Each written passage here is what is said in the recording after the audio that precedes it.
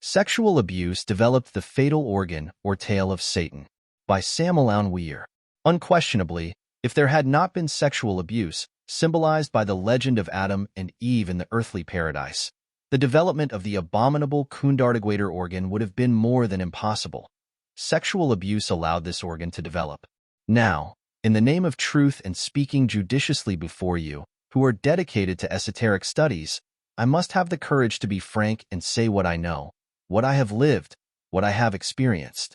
At that age I had a physical body, and I was a lemur like any other. I still remember, clearly, the different tribes that lived in what we could call, today, ranches. But those had more of the appearance of enormous huts, with their roofs that fell to the floor and where there was hardly any space.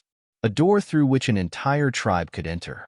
There were also cities in Lemuria, walled, built with lava from volcanoes. Educated people lived there, but in the fields, as always, lived people who were not dedicated to literature. In Lemuria life was very different. It was the case that there were also priests and warriors there at the same time. I knew Yahweh, the evil genius, a fallen angel, as Saturninus of Antioch says. He had a physical body. He was a master of ancient Mahamvantaras. As a priest he officiated and everyone venerated him. As a warrior he was magnificent. He always used a gold sword, and his shield and his helmet and his mail, and all his military clothing in general, was made of gold. He was known to be an angel, and they revered him. Unfortunately, he was one of the first to betray the Vulcan sanctuary.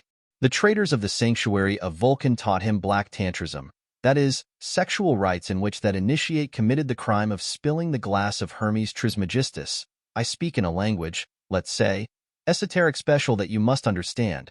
Since I do not, I am very much in favor of using vulgarity for issues related to sex, because sex itself is sacred. Yahweh was undoubtedly enthusiastic about that black tantrism. He tried to convince his wife that this system of black tantrism, sexual magic with ejaculation of inseminis, was the most suitable for liberation. His wife did not accept. She was also an incarnate Elohim, and she preferred to separate herself from him rather than accept black tantrism. Well, as a sequence or corollary, Yahweh developed the abominable Kundardigwader organ. She, his wife, did not fall, and still has not fallen. She is a primordial Elohim of the dawn of the Mahamvantara. I bring up this about Yahweh to illustrate the sexual aspect of the abominable Kundardigwader organ. Obviously, it was the betrayal of the mysteries of Vulcan that caused the fall in that ancient age. After the division into opposite sexes, the tribes met in special temples and under the direction of the Kumarats to procreate. The sexual act was a sacrament. No one dared to perform chemical copulation outside the temple. The king and queen of any country in Lemuria performed those functions before the era sacra. Living in that Mu continent, I witnessed all those things. Living on the Mu continent, I was a member of a tribe, and I slept in a large hut with everyone from my clan. Near us there was what we could call, today, a barracks. People dedicated to preparing for war, or soldiers. The cities were further away.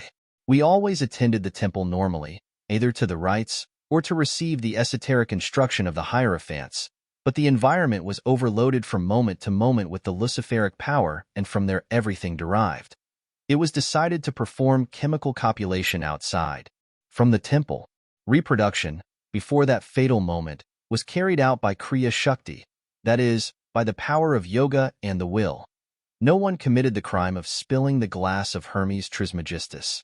Any zoosperm can escape from the sexual endocrine glands and make a womb fertile, but those of us from the tribes begin to commit crimes. I still remember, how one morning we all showed up at the temple, after having fornicated. From the depths of the sanctuary a hierophant, with his sword drawn, threw us away saying, "Away, you unworthy ones," and we all fled. This same event occurred in all corners of that gigantic continent called Lemuria. It was a continent that occupied almost the entire Pacific Ocean. Obviously, such an anthropological event, belonging rather to anthropogenesis, is described in the different religious writings of the world in symbolic form, that is the departure of Adam and Eve from the earthly paradise. We were thrown out for having eaten of that forbidden fruit of which we were told, "You shall not eat." Because of that,